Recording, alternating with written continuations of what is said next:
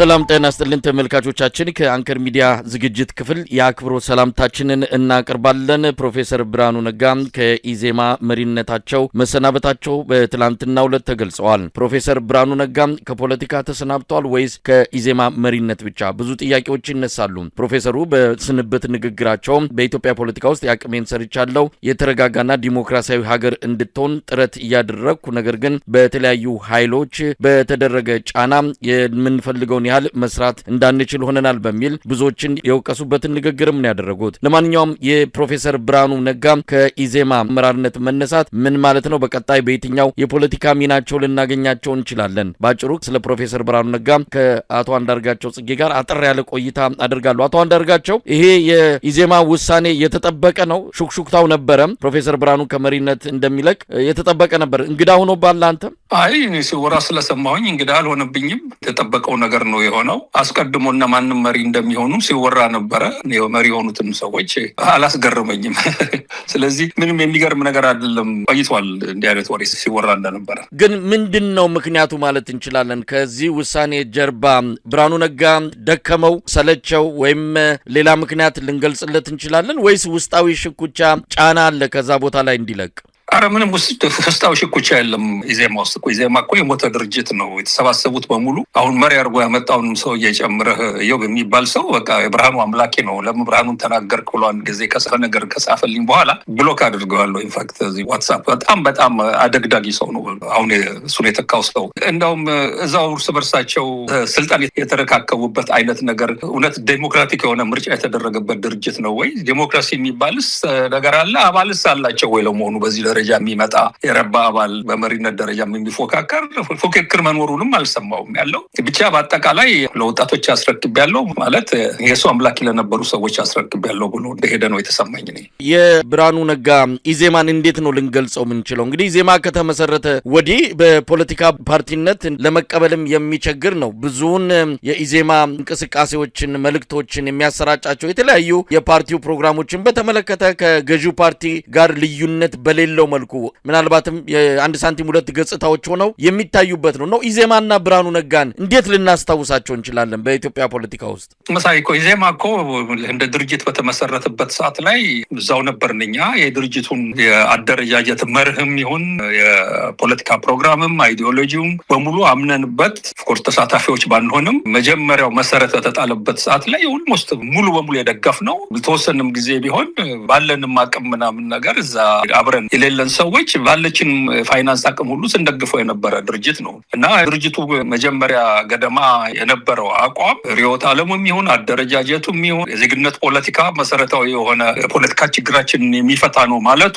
ምክንያቱም በማንነት ላይ የተመሰረተው ፖለቲካ ወስዶ ምንቅርቃር ላይ እንደጨመረን አይተነው ስለነበረ እንዲህ አይነት አቋም የያዘ ድርጅት መምጣቱ ለሀገር ተስፋም ብዙ ለውጥም ሊያመጣ ይችላል ብለን ያመንበት ነገር ነው። በተወሰነ ጊዜም ቢሆን የአብይን መሰረታዊ ማጭበርበር ክህሎት በደንብ ባልተረዳንበት ሰዓት ላይ በግለሰብ ደረጃ ድርጅት ግለሰቦች ስብስብ ነው። ኢዜማ ውስጥ የነበሩ ግለሰቦች አንተም እኔም እንዳደረግነው በአንዳንድ ጉዳዮች ላይ ለምሳሌ ያክል ጦርነት በቲፒኤልኤፍ ተቀሰቀሰ ብሎ በተኛበት ኢትዮጵያን ሰራዊት አረዱት ብሎ አብይ በተናገረበት ሰዓት ላይ እንዲህ አይነቱ የሀገር ህልውናን የሚያናጋ ነገር የሚሰራን ቲፒኤልኤፍን መዋጋትም መመከትም ይገባል የሚል አቋም ይዘን ምልህ ያለው እንደዚህ አይነቱ ጦርነት እንዲቀሰቀስ የአብይ ከጀርባ ሲሰራ የነበረው ነገር ምን እንደነበረ ባላወቅንበት ሰዓት ላይ ነው። ያ መረጃ እኔ ብርሃኑም አልነበራቸውም፣ አንተም አልነበረ፣ እኛም አልነበረንም። እንዲህ አይነት መሰሪ ከሆነ አገር መሪ ጋር ሪሌት እያደረግን እንደነበረ በዛ ጊዜ የተወሰደው አቋም ምንም ስህተት ያልነበረው ነገር ነው። ምክንያቱም ቅድሚያ የሰጠነው ሪሊ እየተለወጠ የነበረ አዲስ ተስፋና ብርሃን የፈነጠቀን ነገር ወያኔ በለመደው ጨለማ አስተሳሰቡ ሊያጠፋው ነው አይነት ነገር የሚል አመለካከት ነው። አገር ሊያናጋ ነው። አገርን ማትረፍ የለውጡም ጅማሮ ተጠናክሮ እንዲቀጥል ማድረግ ትክክለኛ ነው። ሌላ ጥቅም ሌላ ነገር ፈልገን አይደለም ይሄን ያደረግነው። ኮርስ በሂደት እነዚህ ነገሮች ግልጽ የሆኑ ዋንኛው ኢንፋክት የሀገር ጠር የሰላምም የዲሞክራሲም የብልጽግናም ጠር የሆነው ግለሰብ አብይ አህመድ መሆኑን በተረዳንበት ሰዓት ላይ ይህንን አቋም ወስደን ተቃውሞዎችን ማሰማት ስንጀምር ምንም ምክንያት ሳይኖራቸው መደገፍ የቀጠለበት ሰዓት ላይ ሲደርስ ነው ችግር ላይ ብርሃኑ ነጋም ይሁን ኢዜማም የወደቁት። ስለዚህ በሁለት ቦታ ከፍለህ ሂደቱን ማየት ያስፈልጋል። የዛን ጊዜ ነው በጣም ወሳኝ የሆኑ አባላቱም መሪዎቹም ከድርጅቱ የለቀቁበት በጣም ስፋት ያለው የድርጅቱ አባላትም ድርጅቱን ለቀው የሄዱበት ሁኔታ የተፈጠረው እና በምክንያት ላይ የተመሰረተ ድጋፍ የተሰጠበት ጊዜ ለመንግስትና ምክንያት በሌለው መንገድ ደጋፊ ሆኖ ለመቀጠል ኢዜማ ያደረገው የታሪክ ምዕራፍ ሁለቱም ቢከፋፈሉ ናቸው ብዬ ነው ማስበው። የመጀመሪያውንም ቢሆን መረጃ በደንብ ካገኘ በኋላ ያጠፋኸውን ጥፋት እና የሰራኸውን ስህተት በስነ ስርዓቱ ተናዘ። በዛም ሰዓትም ቢሆን እንኳን ያጠፋነው ጥፋት አለ፣ የሰራነው ጥፋት አለ። በዚህ በእኛ ድርጊት ለተጎዳና እልቂትም መፈናቀልም ለደረሰበት ማህበረሰብ ክፍል ይቅርታ እንጠይቃለንም። የእኛ ድርሻ ምን እንደሆነ የሚረጋገጥበት ነፃ የሆነ መድረክ ሲመጣም ለመጠየቅም ዝግጁ ነን ብለህ የምታልፍበት ሁኔታ መኖር አለበት። ያንንም እንኳን ዝም ብለህ የምታሳልፈው ነገር አይደለም። ግን ከዛ በኋላ ግን አይን ባወጣ መንገድ ዋነኛው ክሪሚናል የሀገሪቷን ከፍተኛ ስልጣን የተረከበው አብይ አህመድ የሚባል ሰው መሆኑን አውቀህ ጦርነቱን ከትግራይ መጀመሪያ እንደውም ኦሮሚያ ውስጥ ነው የነበረው። አሁን እሱንም መጀመሪያ ሲያጭበረብር ነበር። እዛ ላይ የነበረው ነገር ጋዴ የሆነ መጥቷል ያለው ዋነኛዎቹ የኦሮሚያ ውስጥ ይካሄድ የነበረው ግድያና ማፈናቀል ይሰሙት የነበረው እነ ሽመልስ ናቸው። እነ ሽመልስ ደግሞ ከአብይ ጋር ያላቸውን ቅርበት እናውቃለን። ትግራይ ላይ ወደ ስብሰባ ላይ ጦርነቱን ሆም እየቀስቅሸዋለሁ ብሎ እንዳለ ከዛ በኋላ ደግሞ አማራ ክልል ሲገባ ግን ሴራ ምናምንም ነገር የለውም። ገሃድ በሆነ መልኩ ምንም ምክንያት በሌለው ምንም ሰበብ በሌለው የአማራን ሕዝብ ጠቅላላ ለማንበርከክ እና ምንም አይነት ተቀናቃኝ በአገሪቷ ውስጥ እንዳይኖሩ ለማድረግ የገባበት ነገር መሆኑን እየታወቀ ነው። እንግዲህ እነ ብርሃኑ አብይን መደገፈ የቀጠሉት ያለው ያ ደግሞ በአማራ ክልል ውስጥ ገብቶ የፈጸመው ወንጀል እየናረ ንጹሐን የተጨፈጨፉ በሚያልቁበት ሰዓት ላይ ኢዜማ ጭራሹን የበለጠ ከብልጽግና ጋር መለጠፍ ብቻ አይደለም እንደ ብርሃኑ ነጋ አይነቶቹ ሪፖርት ሲደርሳቸው የአማራ አካባቢ ማህበረሰብ ጠግቧል፣ መተንፈስ አለበት፣ ራሳቸውን ለመከላከል የወጡትን ብቻ ሳይሆን ንጹሐን በሚገደሉበት ሰዓት ላይ እንዲህ አይነት ግጭት እዛ ጋር ሲነሳ ንጹሐን እንደሚያልቁ አያውቁም ነበር ወይ እነዚህ የሚገደሉ ልጆች ቤተሰቦች ብሎ በቤተሰቦቻቸው ሀዘን ላይ መቀለድ አይነት ነገር ውስጥ የገባበት ነው። ስለዚህ እንዲህ አይነቶቹ ነገሮቹ ድርጅቱን በጣም መጥፎ ስም እንዲኖረው በኢትዮጵያ ውስጥም ሁለተኛ እንደ ድርጅት በብዙ ክልሎች መነቃነቅ የማይችልበት ያው አዲስ አበባ ከተማ ውስጥና ብይ ስለሚከላከሉለትና ሰላሙን ስለሚያስጠብቁለት ይንቀሳቀስ ካልሆነ በስተቀር ጥቂት የደቡብ ከተሞች ውስጥ ካልሆነ በስተቀር በመላው ኢትዮጵያ ምንም ቦታ የሌለው ድርጅት አድርጎ ገሎት ነው ሄደው ያለው። ምናልባት ከዚህ ከኢዜማ ጀርባ በመነሻ ጊዜው የተለያዩ ወረቀቶችን በማዘጋጀት አይዲዮሎጂውን ጭምር ድርሻ እንደነበራችሁ የሚካድ አይደለም። ይህንንም ብዙዎች ምስክርነታቸውን ሲሰጡት እየሰማን ነው። እንግዲህ ማህበራዊ ፍትህ፣ የዜግነት ፖለቲካ ኢትዮጵያን በሙሉ ምናልባትም በብሔር ፖለቲካ የተሰላቸ በብሔር ፖለቲካ ከፍተኛ አደጋ ውስጥ የገባ የኢትዮጵያ ማህበረሰብ የዜግነት ፖለቲካና ኢዜማ ይዞ ሲመጣ እውነት ለመናገር እንደ ተስፋ ነበር የቆጠረው። ነገር ግን ባለፉት 6 እና 5 ዓመታት ኢዜማ የስሙን ያህል የተቋቋማለትን የፖለቲካ መሪ ያህል አልተንቀሳቀሰም። ጭራሽ በተቃራኒው ቆሞ ነው ያየ ነው። ከዚህ በተጨማሪ አይዲዮሎጂ የለንም ያሉ በቅርቡ አንድ ኢዜማ አመራር በአንድ የፖለቲካ ፓርቲዎች የምርጫ ክርክር ላይ አይዲዮሎጂ የለንም እስከ ማለት የተናገሩበት ነው። እንደው ይሄንን ስንሰማ ያለፉትን 5-6 ዓመታት ኢዜማ ከተቋቋመለት በተቃራኒ ሲንቀሳቀስ መሆኑን ስናይ እንደ አንድ በፓርቲው አመሰራረት ላይ አሻራውን እንዳሳረፈ ግለሰብ ምን ይሰማሃል? እንዳልከው ነው ብልህ እኔ እስር ቤት ነበርኩኝ። እኔ ምልክ ከዚህ በኋላ አንዳንዱን ነገር ለመናገር ምንም ወደኋላ ማለት ያለብኝ አይመስለኝም። ምክንያቱም ሰው ብዙ የማያውቀው ነገር አለ። ከእስር ቤት ከወጣ በኋላ ነው ግንቦት 7 በምን መልኩ ነው ወደ ድርጅትነት የሚቀየረው፣ የአደረጃጀቱ መርህ ምን መሆን አለበት፣ ግንቦት 7 የፖለቲካ ፕሮግራም ምን መሆን አለበት የሚሉትን ጽሁፎች ሲንግል ሃንድድ ላይ ነው የጻፍኩት ያለው። እነ ብርሃኑ አይነት ሰዎች በአደባባይ ይታያሉ እንጂ የሚጽፉት ነገር የለም። ልንገርህና በቀደም ዕለት ንግግር በሚያደርግበት ሰዓት ላይ ግን ድርጅት መርሁ በጣም ድንቅ የሆነ ድርጅት አቋቁሞ እንደነበረ ስለ ርዕዮተ ዓለሙ ጥራት፣ ስለ ፖለቲካ ፕሮግራሙ ትክክለኛነት እነዚህን የመሳሰሉት ነገሮችን በተግባር ያለዋላቸውን ነገሮች እያነሳ ድርጅቱን አድንቆ ከዚህ ድንቅ ድርጅት ራሱን እንዳገለለ አድርጎ በሚናገርበት ሰዓት ለዚህ ሳዳምጠው ነበር ያለው። አሁን ያልከው ነገር እውነትነት ያለው ነው። ድርጅቱ በጣም ድንቅ የሆነ በኢትዮጵያ ውስጥ ሁሉም የፖለቲካ ድርጅቶች ሊከተሉት የሚገባ አደረጃጀት አለው። የአደረጃጀት ወሳኝ ነው። ኢትዮጵያ ውስጥ ያለው የፖለቲካ ፓርቲ ድርጅትን ከመንግስት የሚነጥል አይነት አደረጃጀት ነው። አሁን አይተህ እንደሆነ ይሄ ብልጽግና የሚባል ፓርቲና የኢትዮጵያ መንግስት ሁለቱም አንድ ላይ መርጅ አድርጎ የተዋሃዱበት ነው። የኢዜማ አደረጃጀት ግን ስልጣን ላይ የሚወጣ አካል ካለ ስልጣን ላይ ያለውን ስራ ይሰራል። የፖለቲካ ድርጅቱ ግን ከመንግስት ተገንጥሎ ለብቻው የራሱ ሊቀመንበር ኖሮት የሚመራ ከመንግስት ጋር ምንም አይነት ግንኙነት የሌለው ስትራክቸር እንዲኖረው አድርጎ ነው የተደራጀለው። እንዲህ አይነቶቹ ነገሮች በጣም በጣም ድንቅ ናቸው፣ ጥያቄ የለውም ያለው። ሁለተኛ በአይዲዮሎጂ ደረጃ ማህበራዊ ፍትህ ሶሻል ጀስቲስ አይዲዮሎጂ ነው። በድሮ የርዕዮተ ዓለም አከፋፈል ከመጣ ግራ ዘመም የሆነ የፖለቲካ ድርጅት ነው። አብዛኛውን የሀገሪቷን ህዝብ በኢኮኖሚም ይሁን በማህበራዊ አገልግሎት በመስጠትም ይሁን በመሳሰሉት ነገሮች ማዕከል አድርጎ የሚንቀሳቀስ የፖለቲካ ድርጅት ነው። ማህበራዊ ፍትህ በሚልበት ሰዓት ላይ ኢኮኖሚያዊ የሆኑ ፍትህ ነው። በሀብታምና በድሃ መካከል ከፍተኛ የሆነ ክፍተት እንዳይፈጠር ድሃ የሆነ ማንኛውም ማህበረሰብ ቤዚክ የሆኑ ነገሮች አትሊስት ሌላው ቢቀር በሕክምና በሚበላው በሚኖርበት ቤት ቤዚክ ናቸው የሚባሉትን ነገሮች እንዳያጣ በሚያደርግ መንገድ መንግስት አቅዶ ይሰራል የሚል አይዲዮሎጂ ነው ያለው። አይዲዮሎጂ ሌላ እኮ ነገር አይደለም። እነዚህ ነገሮች ናቸው። ስለዚህ ይሄ ያለው ድርጅት ነው። ኢዜማ ትልቅ የሆነ ችግር ውስጥ የገባው እኛ እኮ ዝም ብለን ተነስተን አይደለም። ይሄንን የምናምን ሰዎች ነው። የከተማ ልጆች ነን። በማንነት ፖለቲካ ስትጎትተን ብትውል በጣም አስቸጋሪ ሁኔታ ውስጥ የምንወድቅ ሰዎች ነው የነበር ነው። ለምንድን ነው ከዛ አይነት እድሜያችንን ከኖርንበት የፖለቲካ አመለካከት የዜግነት ፖለቲካ ሲባል ሊትሬቸሩን ሳይቀር በመጽሐፍ በማደራጀት ዓለም ላይ ያሁን ደክመን መጨረሻ ሰዓት ላይ ግን የአማራ ህልውና ትግል መደገፍ አለበት ወደሚለው ይሄድ ነው። ዝም ብለን ስላበድን ነው አይደለም።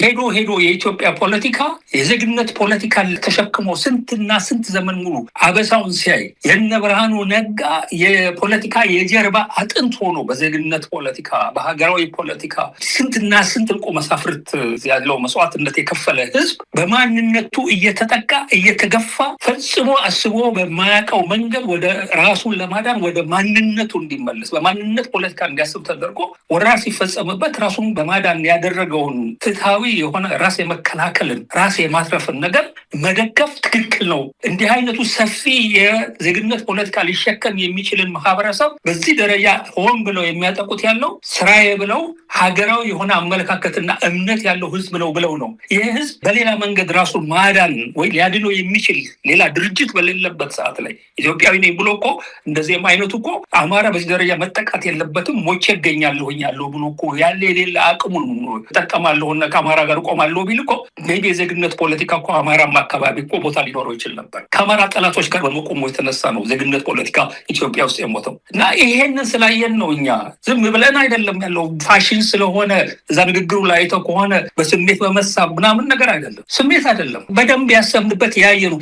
የኢትዮጵያ ተጨባጭ ሁኔታ በማንነት ፖለቲካ የተሰባሰቡ ኃይሎች ናቸው። በዚህ መንገድ አስቦ የማያውቀውን የአማራ ህዝብ በሺዎች ገለው አፈናቅለው እንዲህ አይነት ራስን መከላከል ነገር ውስጥ በማንነቱ እንዲገባ ያደረጉት ያለው።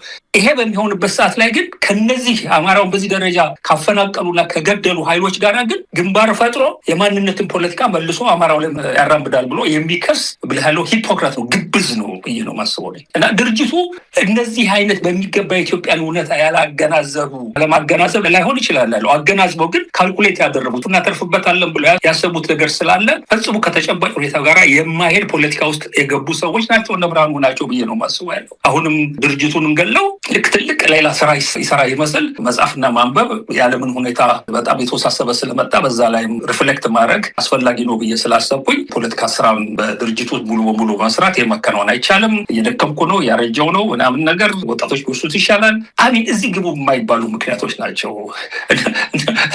እነ ትራምፕን የመሰሉ ሰዎች ትራምፕ ማደንቀው ሰው ባይሆንም ከሱ የአሜሪካን መሪዎች በሙሉ ባይደንም በለው እንግሊዝ ሀገር ብትመጣ በሱ ዕድሜ ያሉ ሰዎች ናቸው ዶሚናንትሊ ፖለቲካውን የሚቆጣጠሩት ያለው የሚሰሩት ያለው የሚደክሙት ያለው። ስለዚህ ዕድሜ ዝም ብሎ ሰበብ ነው። ሌላ ካልኩሌት ያደረገው ነገር ሊኖር ይችላል ያለው ብዬ ነው ማስበው ያለው። ያንን የሚያውቀው እሱ ነው። አቶ አንዳርጋቸው ከዚህ በኋላ ብርሃኑ ነጋም በፖለቲካው አናየውም ማለት ነው? ሚናው ይቀንሳል ማለት ነው? ምንድን ነው ሊሆን የሚችለው? እንግዲህ እሱ በንግግሩ ላይ ያስቀመጣቸው ነገሮች አሉ። አሁን አንተም በተወሰነ ደረጃ አንስታል። ነገር ግን አንዳንዶች እንደሚሉት ብርሃኑ ነጋ እንደ ቭላዲሚር ፑቲን ነው። ይሄ አሁን የሰየመው ልጅ ወይም ደግሞ በሱ ቦታ እንዲተካ ያደረገው ልጅ በረጅሙ የሚቆጣጠረው ምናልባትም ነገ ከነገ ወዲያ ተመልሶ ወይም ቦታ ሊይዝ የሚችልበትም እድል እንዳለ፣ ስለዚህ ብርሃኑ አፈገፈገ እንጂ አልሸሸም ብለው የሚገልጹ አሉ። ልክ የሩሲያው ፕሬዝዳንት ቭላዲሚር ፑቲን አንድ ወቅት ላይ ሌላ ሰው አስቀምጠው ተመልሰው እንደመጡት አይነትም እንደዛ አይነት ጨዋታም ሊሆን ይችላል ብለው የሚገምቱ ወገኖች አሉ። ግን ከዚህ በኋላ ብርሃኑ ነጋን በምን ልናየው እንችላለን? መሳይ እንደዛ እኮ አይነት ነገር የሚሆነው እኮ የረባ ድርጅት ሲኖር ነው። አቅም ያለው አካባቢን ሀገርን መንቀሳቀስ የሚችል ሰፊ ኔትወርክ ያለው ሰፊ የሰው ኃይል ያለው ተቀባይነት ያለው ድርጅት ሲኖር እኮ ነው ያንን የምታደርገው። ኢዜማ የሚባል ድርጅት እኮ ሞቷል። አሁንም ብለህ በተለያዩ አጋጣሚዎች በኢትዮጵያ ውስጥ ላለ የተረፈ የኢዜማ አባል ካለ እንደው ትንሽ ጥርጣሬ ያለው የምነግረው በአስቸኳይ እንዲለቅ ነው። በዚህ ምርጫ ኢዜማ የሚባል ድርጅትን ወክለን እንመረጣለን ብለው የሚያስቡ ሰዎች ካሉ አንደኛ ምርጫ ደረጃ ምርጫው ምን ሊሆን እንደሚችል እናውቃለን። እንደውም አስቀድሞ ተነግሯል ይመስለኛል ያለው በተወሰነ ደረጃ የተወሰኑ የኢዜማ አባላትን ምርጫውንም በማጭበርበር ይሁን ወይንም ደግሞ ያለ ምርጫ ቦታዎች በመተው ያለ ተመራጮች ብቻቸውን እንዲመረጡ በማድረግ ፓርላማ ለማስገባት ስምምነት አለ። ከዚህ በፊትም ኢንፋክት ነገር ያለው አብይ ነግሮኛል። ብርቱካንም ቢያለችኝ እንጂ በተሸነፈበት ወረዳ ብርሃኑን አትሊስት እሱ እንኳን እንደው ምርጫውን አጭበረብረን እንዲገባ እናርግ ብያት ነበር ብሎኛል ያለው። ስለዚህ አሁን በፓርላማ የተወሰኑ ሰዎች እናስገባለን የሚሉትን ነገር ለማድረግ አብይ የሚሳነው አይደለም። 15 የኢዜማ አባላት ሊያስገባ ይችላል። ነገር ግን የኢትዮጵያ ሕዝብ ግን ኢዜማ የሚባል ድርጅት አንቅሮ መጥፋት ያለበት ከሲስተሙ ማውጣት ያለበት ድርጅት ነው። ሪሊ በኢትዮጵያ ውስጥ ይሄ ሁሉ ግፍ፣ ይሄ ሁሉ ዘረፋ፣ ይሄ ሁሉ አፈና በሚካሄድበት ሰዓት ላይ ከዚህ መንግስት ጋራ ተባብሮ የዚህ ሁሉ ወንጀል ተባባሪ የነበረ ድርጅት ነው። የድርጅት እንዲህ ብሎ መናገር በጣም ነው የሚያሳዝነኝ። ምክንያቱም የራሴ ብዙ አስተዋጽኦ አለው ድርጅቱ እንደ ድርጅት እንዲመሰረት በማድረግ ደረጃ። ነገር ግን የሃይማኖት ጉዳይ አይደለም፣ ይሄ ፖለቲካ ነው። ይህ ድርጅት መሞትና መቀበር ያለበት ነገር ነው። የዜግነት ፖለቲካ በኢትዮጵያ ውስጥ መልሶ እንዲያንሰራራ ከተፈለገ ውሎ አድሮ ማንነታቸው የተደራጁ ኃይሎች የማንነት ፖለቲካ ወደ ምንድን ነው የወሰደ? በዚህ መንገድ መቀጠል ያዋጣናል ወይ? እንዴት አድርገን ነው ባህል፣ የቋንቋ የመሳሰሉ መብቶቻችንን በአንድ በኩል ማስከበር የምንችለው? ግን ፖለቲካውን ከማንነት ፖለቲካ እንዴት ነው የምናውጣው የሚል የእነዚህ በማንነት የተደራጁ ኃይሎች የመጨረሻ ውሳኔ ነው የኢትዮጵያን የፖለቲካ አቅጣጫ የሚወስነው ያለው። ኖት አየር ላይ ተንሳፈፈ ናቢ ጋራ እያደገደገ ያለ አንድ ባዶን የቀረ ኢዜማ የሚባል ድርጅት አይደለም። የዜግነት ፖለቲካ በጣም የሚወስነው እጣው የሚወሰነው ሌላ ቦታ ላይ ነው። እንግዲህ አቶ አንዳርጋቸው ብርሃኑ ነጋ ቀደም ሲል በአንድም ይሁን በሌላ ገልጸው ሊሆን ይችላል ሂሳብ ማወራረድ የሚሉትን ቃል መጠቀም አስፈላጊ ባይሆንም በኢትዮጵያ አሁን በፖለቲካው መድረክ ላይ ከሚገኙ በግራም በቀኝም በተቃዋሚም በገዢው ፓርቲም በኩል ካሉት ፖለቲከኞች እውነት ለመናገር ያለፉት 6 ዓመታት በራሱ ጊዜ ብርሃኑ ነጋ የራሱን ታሪክ አጠፋ እንጂ ከማንም በላይ የገዘፈ ስም ያለው በኢትዮጵያ የፖለቲካ ታሪክ ውስጥ የራሱን አሻራ ያኖረ ሰው ፖለቲካ እንዲመስል በማድረግ ረገድ የራሱ ሚና ያለው እንደሆነ ይታወቃል። ነገር ግን ባለፉት 6 ዓመታት በአንድም ይሁን በሌላ በህዝቦች ህይወት ላይ ውሳኔ በተወሰነበት ካቢኔ ውስጥ እጁን እያወጣ እጅ ማውጣት ብቻም አይደለም በአደባባይ ወጥቶ ምስክርነትና ድጋፍ ሲሰጥ የነበረ ነው። ለአብይ አህመድ ወንጀሎች ልዩ ኃይልም በተወሰደ እርምጃ ላይ እንደዚሁም ጦርነት አማራ ክልል ላይ ሲከፈት በእነዚህ ሁሉ እጁን በማውጣት ድጋፍ የሰጠ ነው። ስለዚህ ተጠያቂ መሆን አይቀርም። ምናልባት ከዚህ አንጻርስ ብርሃኑን እንዴት ልንገንጸው እንችላለን? በአንድ ጎኑ ብቻ እያዩ ምስጋናና ውዳሴ የሚያቀርቡ አሉ። በእርግጥ በሰራው ሊመሰገን የሚገባበት ቦታዎች እንዳሉ ጠፍቶን አይደለም። ግን ደግሞ ኢትዮጵያ ምጥ ላይ ባለችበት ከምንም ጊዜ በላይ ልጇን በምትፈልግበት በዚህ ወቅት ላይ ብርሃኑ ነጋ ከአጥፊውና በተለያየ መልኩ ኢትዮጵያን እያቆረቆዛት ካለው አብይ አህመድ ጎን ነው የተሰለፈው። ስለዚህ እንዴት ነው ብርሃኑ ነጋ ነገ የህግ ተጠያቂነት ሲኖር ምናልባት ሊጠየቅ የሚችለው? ወደኋላ እየተመለስን አንድን ግለሰብ መገምገም ተገቢም አይደለም ብዬ ስለማስብ ለጊዜው አልፈዋለሁ። ፈተና የሚባል ነገር የመጣለታ ነው ሰው የሚታወቀው ማንነቱ። ከዛ በፊት በነበሩት ነገሮች አሁን ባለንበት ደረጃ በደንብ ሰው ሊፈተን የሚችልበት ሁኔታ አልመጣም። ኢቨን በቅንጅት ጊዜም ቢሆን በዚህ ደረጃ አልነበረም ፈተናው። የዛን ጊዜ ብዙ ነገሮች አሉ ማንሳት የሚቻሉ። አሁን ግን ዋናው ሰው የሚፈተንበት ሰዓት ነው የመጣ ያለው። እንደ ሰው ቆሞ እንደ ምሁር ቆሞ እውነትን አይኑን ከፍቶ አይቶ የኢትዮጵያ ሁኔታ ይሄ ነው፣ እዚህ ሁኔታ ውስጥ ስልጣን ላይ ያለው መንግስት የመሰለ የኢትዮጵያ ህዝብ የሀገሪቷም የህዝቡም ጸር የሆነ ኃይል የለም ማለት የሚያስችል መረጃ ሞልቶ በተረፈበት ሰዓት ላይ በተለያዩ ምክንያቶች ከዚህ መንግስት ጋር በአንድ ላይ ቆመ በሚሊዮን ሰዎች በሚፈናቀልበት፣ በሚሊዮን ሰዎች ባለቁበት፣ በመቶ ሺዎች የሚቆጠሩ ሴቶች በሚደፈሩበት፣ በ10 ሺዎች የሚቆጠሩ ሰዎች በታጎሩበት የገዛ ድርጅት አባላት የነበሩ በጣም የሚቀርቡህ ለአንተ በአንድ ወቅት ለሱ በአንድ ወቅት የነበራቸው ስሜትና ፍቅር አገር የሚያውቁ ሰዎች የት እንደገቡ ለአንድ ዓመት በማይታወቅበት ሰዓት ላይ ቃል መተንፈስ የሚባል ነገር የማትችል ከሆነ እዛ ቦታ ላይ ወጥተውድቃለህ ያሉ ቅድም ያነሳው ነገር ወደፊት እኔ መቼም ከዚህ በፊት ብዙ ወንጀለኞች ኢትዮጵያ ውስጥ አመልጠዋል። አሁን በወንጀል ደረጃ በዚህ ደረጃ አገር እንዲበክት ሲደረግ ተባባሪ የነበሩ ኃይሎች የሚጠየቁበት ጊዜ ይመጣል ብዬ ነው የማስበው። ያ የሚታለፍ እጣ አይመስለኝም ያለው። ባናቸውም የሚያልፉት አይደለም። ምክንያቱም አነስተኛ ወንጀል አይደለም የተፈጸመው፣ ዝም ብለን የምታልፈው ነገር አይደለም። እውነት ለመናገር በወያኔ ጊዜ የተፈጸመውን ጥፋት ማለፍ ይቻል ነበረ። እንደሞ እንለፈውም፣ በፍቅር እንሻገር፣ በይቅርታ ምናምን እንደመር የሚል የአብይን ተረት እኮ ሰው የሰማው ሪሊ ይሄንን ያህል ነው ወይ እነሱ ያሳጠፉት ጥፋት? በዚህ ማለፍ አንችልም ወይ የሚለው አሁን ግን እንዴት አድርገህ ነው ማለፍ የምትችላለው? ምን አይነት ይቅርታ ምን አይነት መደመር ልታመጣለት ነው የሚለውን ሰው ከጨረስክ በኋላ በዚህ ደረጃ ሴቶችን ካስደፈርክና ንጹሃን ከጨፈጨፍክና አገር ካዘረፍክ በኋላ የተለመደው ይቅርታ የምናምን ነገር የማይሰራበት ሁኔታ ውስጥ ገብተናል። እያንዳንዱ ሁሉ በድርሻው መጠየቅ አለበት። እዛ ውስጥ እኛም እጅ ካለበት ልንጠየቅ ይገባል ሁላችንም። ነገር ግን ለብርሃኑ አይነቱ አሁን ከዛ ኃላፊነት ወድጃለሁ ከምናምን ቢልም ዋናው ተጠያቂ ጎን አብሮ መቆሙ የሚቀር አይደለም የሚሆነው በፍትህ ችሎት። እንደው በመጨረሻ አቶ አንዳርጋቸው እንግዲህ ለኢዮብ መሳፍንት ኢዜማን አስረክቦ ነው ብርሃኑ ነጋ የወረደው። እንደሚባለው ከሆነ ብዙ ነገሮች ይህንን ለምን አደረገ? ምክትል መሪው አርኪቴክት ዮሐንስ መኮንን ነበረ።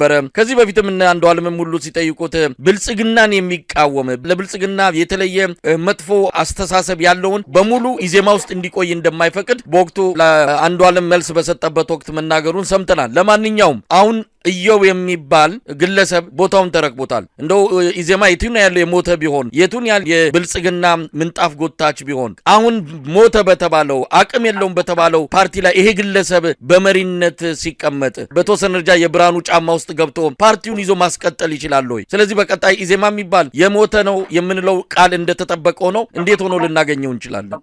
ምን ያለው የናየለ ጫሚሶም እኮ ድርጅት እኮ እስከ መጨረሻው ድረስ ቀጥሏል ያለው። ስለዚህ ከናየለ ጫሚሶ የሚሻል ድርጅት ነው በሰው ኃይልም በምንም። ስለዚህ እንዲሁ ዝም ብሎ የተንገታገተ እንደ ድርጅት ጉባኤ አድርጌያለሁ እያለ የመንግስት ሚዲያዎች የእነሱን ጥቅምና ፍላጎት የሚያስጠብቅ በመሆኑ ከቨሬጅ እየሰጡት ይሄ መንግስት እድሜው እስካለ ድረስ ልናየው እንችላለን። ዋናው ትልቁ ነገር ግን ይሄ መንግስት እድሜ ይኖረዋል ወይ ነው ትልቁ ጥያቄ።